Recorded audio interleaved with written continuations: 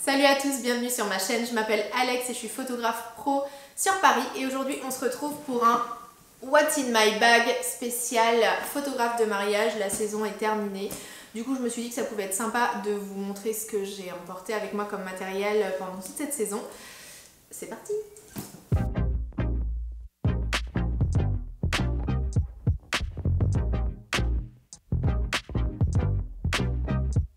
Donc photographe de mariage, on passe de très longues journées, du coup je veux être le maximum confortable pour pouvoir trimballer tout mon matériel.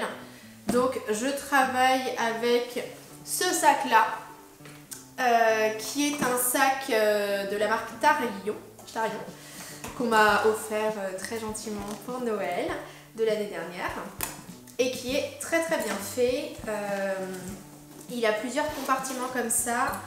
Donc on va commencer par le compartiment du dessus.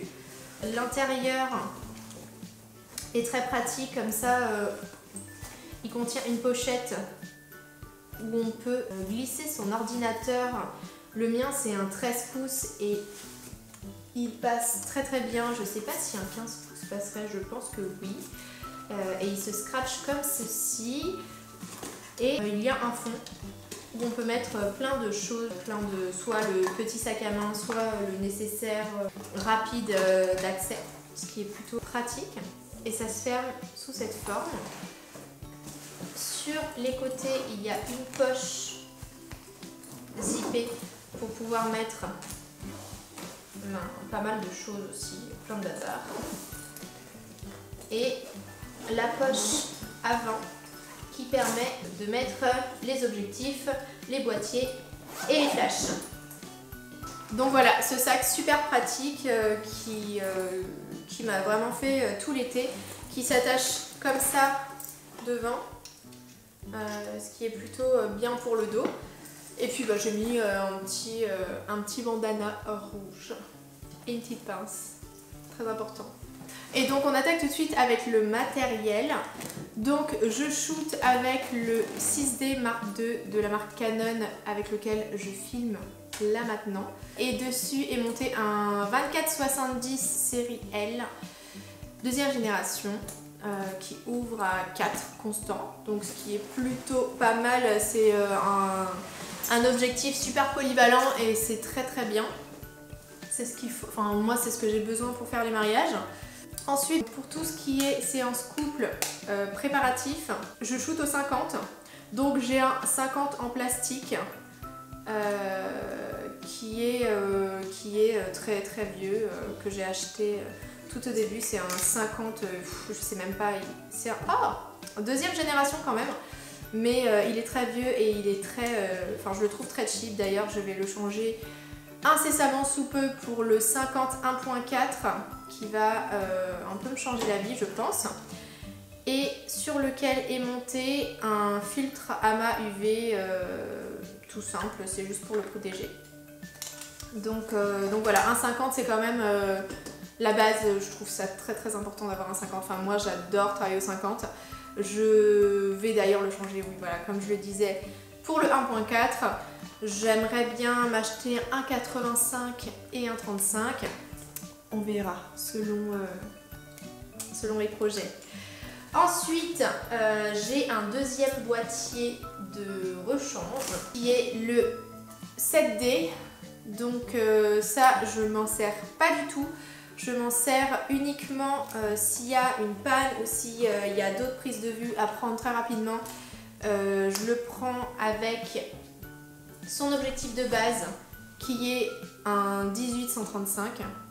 Donc le combo c'est un combo hyper basique mais qui fait vraiment l'affaire et le travail quand j'ai besoin ou si j'ai un souci. Ensuite, la copine et son sac avec mes choses dedans.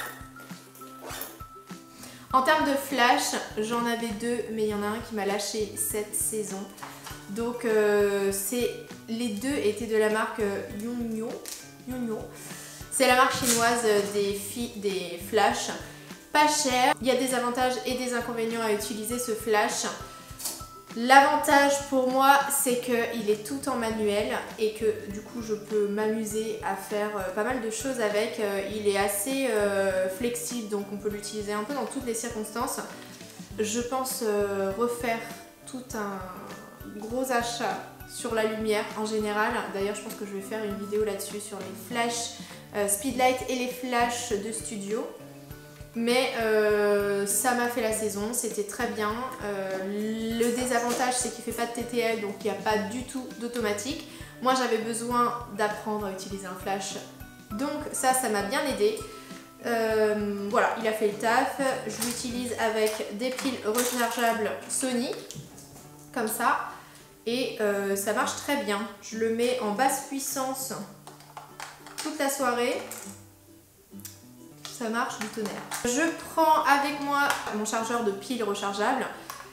Donc c'est un chargeur Sony, je vous mettrai de toute façon toutes les références en barre d'informations. Voilà, c'est quand je suis en préparatif ou en soirée, c'est plutôt en soirée parce que j'utilise le flash uniquement en soirée. Pour recharger les piles, j'ai toujours 2-3 sets de piles avec moi si jamais il y a un petit souci. Je trouve un chat dans mon sac que je ne prends pas avec moi en mariage. Je prends toujours un chargeur de batterie parce que mes batteries, forcément je fais les mariages à 2 batteries minimum, donc ça c'est toujours cool quand je pique une prise au DJ. Un pare-soleil qui est en 77 mm, donc qui est pour le 24-105 avec lequel je filme. Un pare-soleil quoi. Donc ça c'est venu avec le sac et je trouve ça très bien. C'est une housse pour la pluie parce que le mois où j'ai eu le plus de pluie c'était le mois d'août. Donc j'ai trouvé ça hyper utile, surtout quand on faisait des shoots à l'extérieur, quand c'était gris, quand on devait un peu crapahuter partout et que moi je voulais pas m'embêter avec un parapluie. Un microfibre pour essuyer mes lentilles, forcément. J'ai un deuxième chargeur de piles, on n'en a jamais assez. Et j'ai 1000 cartes. Je shoot avec des 32 et des 64. Je prends pas plus grand parce que je suis un peu une petite flippette. Et je préfère shooter sur des plus petites cartes que shooter sur une grosse 132 et de perdre tout à la fin. Donc je me répartis un petit peu les étapes de la journée sur différentes cartes. Comme ça, quand c'est terminé, pouf, je la mets dans le sac et on n'en parle plus. Je déroche quand je rentre. Donc voilà, c'est tout ce que j'ai dans mon sac là.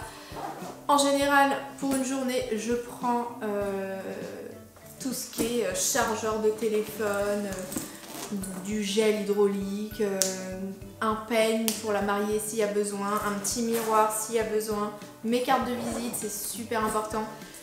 Et puis, je prends mon trépied qui m'aide qui filme là maintenant tout de suite, qui est un très très vieux trépied que j'ai piqué à mes parents il y a très longtemps aussi, qui est à la base un trépied de vidéo et qui me sert comme tel maintenant.